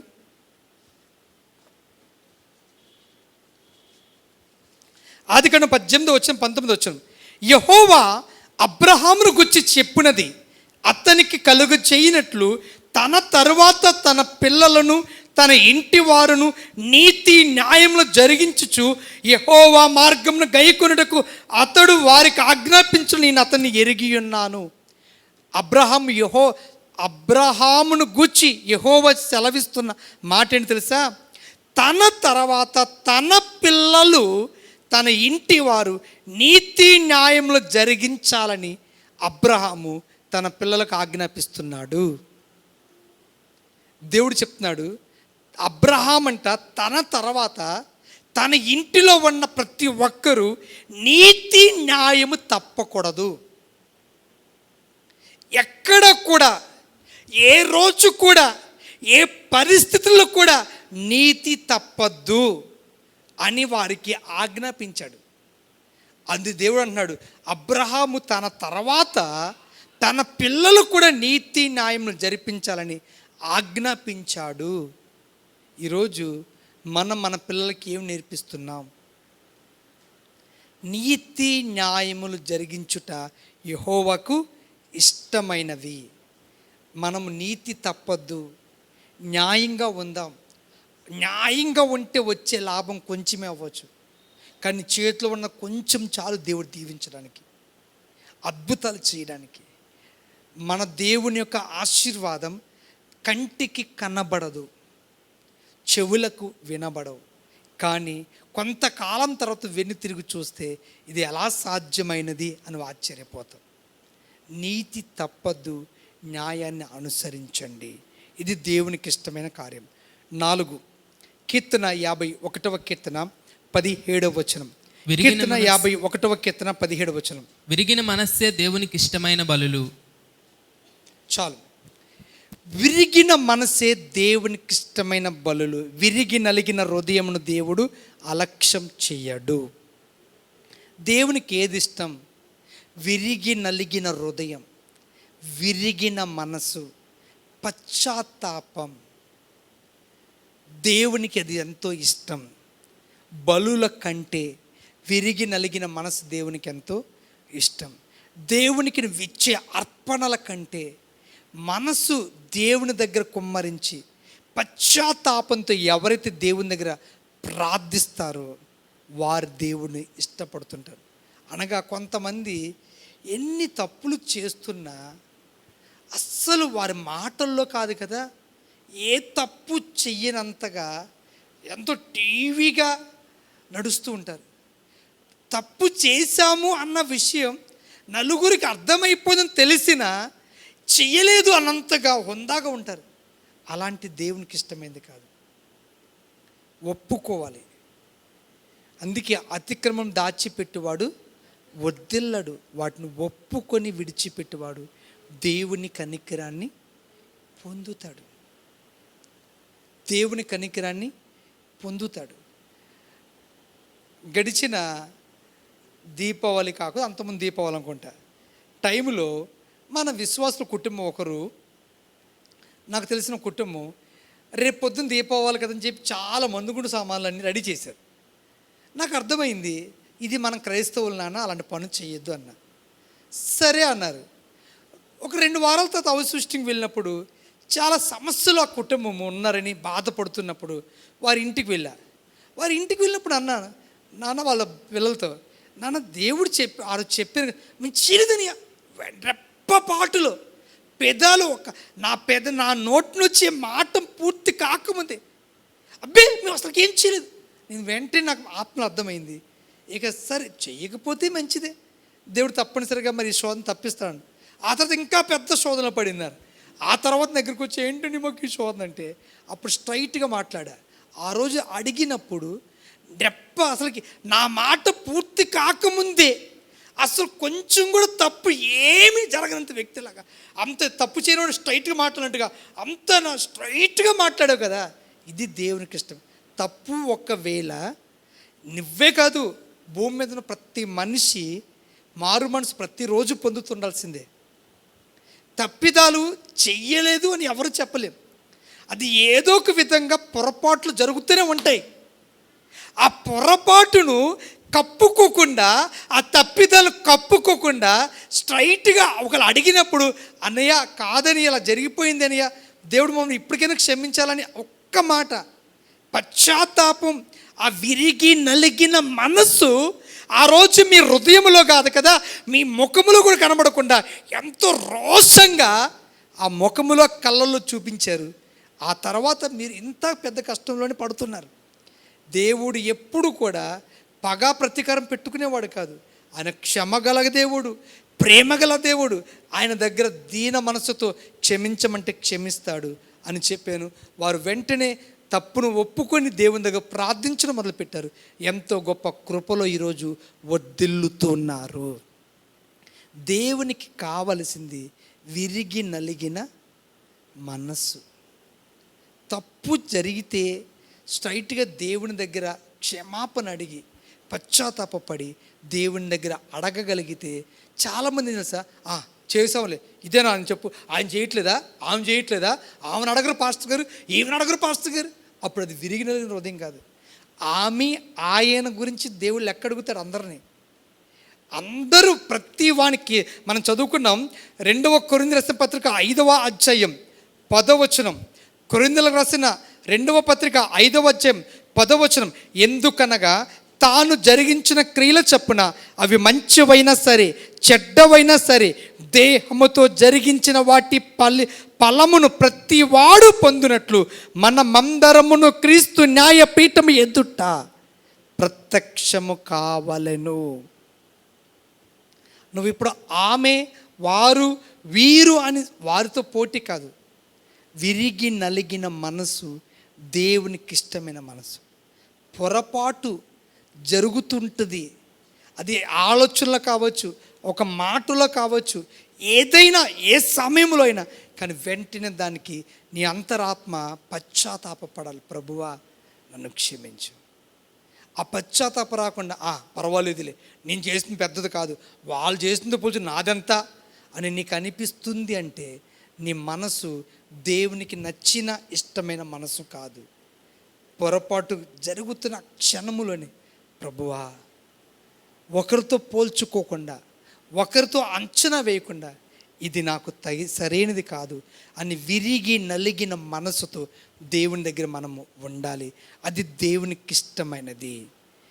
దేవునికి ఇష్టమైనవి ఎవరు చేయుచున్నారో వారు ఏది అడిగిన దేవుడు వారికి అనుగ్రహించును. దేవునికి ఇష్టమైనవి: 1, విశ్వాసము గలవారు; 2, ఉపకార ధర్మము చేయవారు; 3, నీతి న్యాయములను అనుసరించడం; 4, విరిగి నలిగిన హృదయం; 5, బుద్ధిమంతులుగా దేవునికి ఇష్టమైన వారు. బుద్ధి లేనివారు దేవునికి ఇష్టం లేనివారు. మనం బుద్ధిమంతులం అయితే దేవుడు ఇష్టపడతాడు. మన బుద్ధి మంచిగా ఉండాలి. ఎవరు దేవుని దృష్టిలో బుద్ధిమంతులంటే బైబిల్ చెప్తుంది. ప్రసంగి గ్రంథం 5వ అధ్యాయం 4వ వచనం చూడనా? ప్రసంగి గ్రంథం 5వ అధ్యాయం 4వ వచనం.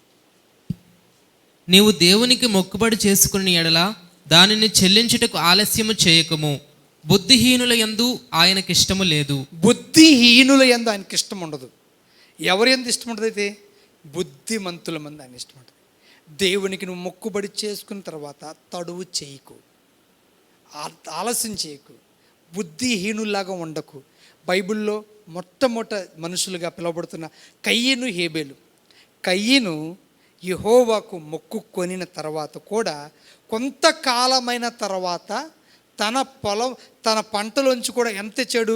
కొంతే తెచ్చి దేవునికి ఇచ్చాడు. తడువు చేస్తున్నాడు, బుద్ధిహీనులుగా ఉన్నాడు. కానీ హేబేలు బుద్ధిమంతుడిగా ప్రశస్తమైన వాటిని, తొలుచూరు పుట్టిన వాటిని, శ్రేష్టమైన వాటిని దేవునికి ఇచ్చాడు. మనం బుద్ధిమంతులమైతే దేవునికి ఇష్టం, బుద్ధిహీనులు అని దానికి ఇష్టము ఉండదు.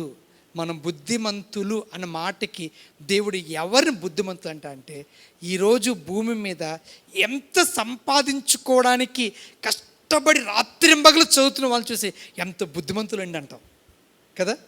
బాగా కష్టపడి చదువుతున్నారు, మంచి వ్యాపారాలు చేసి 4 రూపాయలు సంపాదించి కోట్లకు పడగెత్తారు అనుకో, ఎంత బుద్ధిమంతులండి. అసలు ఎలాగ చదువు ఉంటే చదువు, ఉద్యోగం అంటే ఉద్యోగం, వ్యాపారం అంటే అంతే. అతనికి ఇంకే వేరే ఆటపాటలు వ్యాపకాలు ఉండవు. అంత ఒకే గురి, బాగా సంపాదించాలి. నువ్వు బుద్ధిమంతుడు. ఈ భూమి మీద సంపాదించి సంపాదన అంతా ఎంతకాలం ఉంటుంది నీతో? నువ్వు బతికి 60 సంవత్సరాలే, కానీ నిత్యత్వంలో నీతో అది రాదు. అన్నిటికంటే గొప్ప కార్యం నీతో పాటు వచ్చేది, నీవు ఈ భూమి మీద ఉండగా అనేకులకు సత్య సువార్తను ప్రకటించి ఎందరినైతే నీ మాట ద్వారా ఆ ప్రభుని యేసుక్రీస్తు పాదాల చెంతకు రాబడతారో, వారి జన్మకర్మ పాపములో నుండి నివారణ చేయబడి పవిత్రపరచబడి నిత్య రాజ్యానికి వారసులగుటకు నీవు ఎంతమందికి కారకురాలు అవుతావో వారే, ఎంతమందిని ప్రభు వైపు తిప్పగలుగుతావో వారు ప్రభు దృష్టిలో బుద్ధిమంతులు. వారు ప్రభు పరలోక రాజ్యములో వారిని చూసి, ఈరోజు భూమి మీద రాత్రింబగలు చదివి ఒక కలెక్టర్ అయిన వాడిని చూసి ఎంత బుద్ధిమంతుడండి, ఎంత బుద్ధిమంతుడు కాకపోతే ఇంత బాగా చదివాడు అని ఎలా పొగుడుతున్నామో, మనమందరం వెళ్ళే పరలోకములో ఎంత ఎక్కువ మంది రక్షణ పొంది పరలోక రాజ్యానికి వచ్చుటకు ఎవరు కారకులు అవుతారో వారిని చూచి అంటాడు, సబాష్, నీలాంటి బుద్ధిమంతులు నాకు కావాలి. అందుకే దానియేలు గ్రంథం 12వ అధ్యాయం 3వ వచనంలో ఉంది, బుద్ధిమంతులైతే ఆకాశ మండలంలోని జ్యోతులను పోలిన వారే ప్రకాశించుదురు, నీతి మార్గమును అనుసరించి నడుచుకున్నట్లు ఎవరు అనేకులు తిప్పుదురో వారు నక్షత్రముల వలె నిరంతరము ప్రకాశించుదురు. అనేకులను ప్రభువైపు తిప్పగలిగిన వారు, ఎంత మనకి దేవుడిచ్చిన పరలోక రక్షణతో మనతో పాటు అనేకులను తీసుకొని వెళ్ళగలిగిన వారు, నిత్య నరకాన్ని తప్పించి నిత్య జీవానికి నడిపించగలిగిన వ్యక్తివి నీవైతే దేవుడు నేను బుద్ధిమంతుడు అంటున్నాడు. అలాంటి వారిని దేవుని దృష్టిలో బుద్ధిమంతులు, వారు దేవునికి ఎంతో ఇష్టులు. హల్లెలూయా. దేవునికి ఇష్టమైనవి మనం చేయుచున్నాము గనుక మనం ఏది అడిగినా దేవుడు మనకి ఇస్తాడు. ఎవరు దేవునికి ఇష్టమైన వారంటే విశ్వాసం గలవారు, ఉపకారం చేయువారు, నీతి న్యాయం అనుసరించువారు, విరిగి నలిగిన హృదయం గలవారు, బుద్ధిమంతులంటే యేసయ్యకి ఇష్టం. విరిగి నలిగిన హృదయం అన్న మాటకి యేసయ్య ఒక ఉదాహరణ చెప్పాడు. ఒక పరిసయ్యుడు వచ్చాడు, ప్రార్థన చేస్తా, ప్రభువా వారానికి 2 మార్లు ఉపవాసం ఉంటాను, దశంభాగం ఇస్తుందని చెప్పాడు. అంటూ ఇగో ఇలాంటి సొంకరోడిని మాత్రం కాదు ప్రభువా అన్నాడు. రెండో వ్యక్తి సొంకరి అయితే రొమ్ములు కొట్టుకుంటూ ఆకాశం వైపు కన్నులు ఎత్తుటకు కూడా నాకు ధైర్యం చాలక వణికిపోతూ అయ్యో ప్రభువా అని ప్రాధేయపడుతున్నాడు. దేవుడు ఎవరిని మెచ్చుకున్నాడు, ఎవరిని ఇష్టపడ్డాడంటే సొంకరినే ఇష్టపడ్డాడు. అంటే దేవునికి కావాల్సింది విరిగి నలిగిన హృదయం, పశ్చాత్తాప హృదయం. అంతేగాని నన్ను ఎందుకు, నేనేం తప్పు చేశాను, నాకంటే ఎవరు తప్పు చేయట్లేదు అన్న గర్వాంధులు దేవునికి ఇష్టం ఉండదు. దేవునికి ఇష్టమైనవి విశ్వాసం కలిగి ఉందాం, ఉపకారం చేద్దాం, నీతి న్యాయం అనుసరిద్దాం, విరిగి నలిగిన హృదయంతో దేవుని సన్నిధి చేరుదాం, బుద్ధిమంతులుగా జీవించి పరలోక రాజ్యాన్ని చేరుకుందాం. దేవుడి కొద్ది మాటలతో మనలను దీవించును గాక. ఆమేన్. మమ్మల్ని మిక్కిలిగా ప్రేమించుచున్న మా పరిశుద్ధ పరలోకపు తండ్రి, నీ పరిశుద్ధ దేవాలయములో నీ పాద సన్నిధి చేరి ఆరాధించుటకు, సేవించుటకు, పూజించుటకు, కీర్తించుటకు, స్తుతించుటకు మరియు ఈ రీతిగా నిన్ను ఆరాధించుటకు మీరు ఇచ్చిన సదవకాశాన్ని బట్టి వందనాలు. జరిగి ఉన్న మా ఆరాధన అంతటిలో నీ కృప మాకు తోడుగా ఉండును గాక. ప్రభు, మా ఆరాధన మీరు స్వీకరించి నీ కటాక్షం, నీ అనుగ్రహం మెండుగా నిండుగా దయచేయమని, ప్రతి బిడ్డను, ప్రతి కుటుంబాన్ని ఆశీర్వదించమని యేసు ప్రభు పేరట అడిగి వేడుకొనుచున్నాము తండ్రి. ఆమేన్. యేసు రక్తమే జయం, ప్రభు యేసు రక్తమే జయం, సిలువ రక్తమే జయం, అపవాది క్రియలు అనంత నాశనం, యేసు రక్తమే సంపూర్ణ విజయం కలుగును గాక. ఆమేన్. మన తండ్రి అయిన దేవుని ప్రేమ, ప్రభువైన యేసుక్రీస్తు కృపయు, పరిశుద్ధాత్మ అన్యోన్య సహవాసం ఇప్పుడు ఎల్లప్పుడూ నిరంతరం సదా తోడే ఉండి నడిపించును గాక. ఆమేన్. ఆమేన్. ఆమేన్. God bless you. దేవుడు మనల్ని దీవించును గాక. ఆమేన్.